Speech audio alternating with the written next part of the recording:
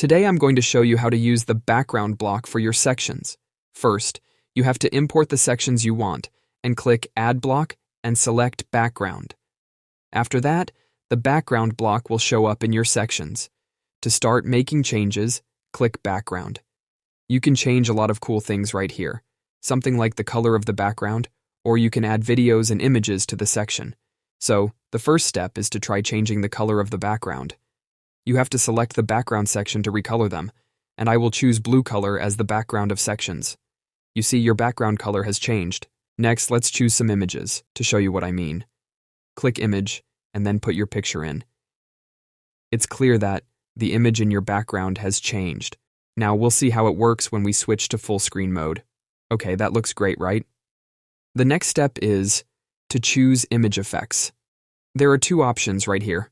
I'll pick the first one to see what happens. Now, you can see that the slow motion makes the picture come to life, right? So, how about videos? Let's try inserting a video to see how it looks. I'm going to pick one video to show you right now. Wow. It looks like your video was properly added. And it looks really good, right?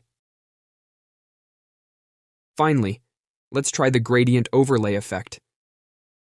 For now, I'll pick one of the colors here. To make sure the gradient overlay effect working perfectly, we have to remove the background video, but keep the image still there. The first color group will be red. For the second one, I'll pick white. And then, we will make a small change to the gradient angle. Next, we'll change the opacity of the red and white a bit. Now, they look very different than they did before, and we think that this effect gives you good results with ordinary photos. When you're done, press the Save button to save. Finally, I hope this video will help you better understand how background block works in sections. Don't forget to subscribe to get updates from us.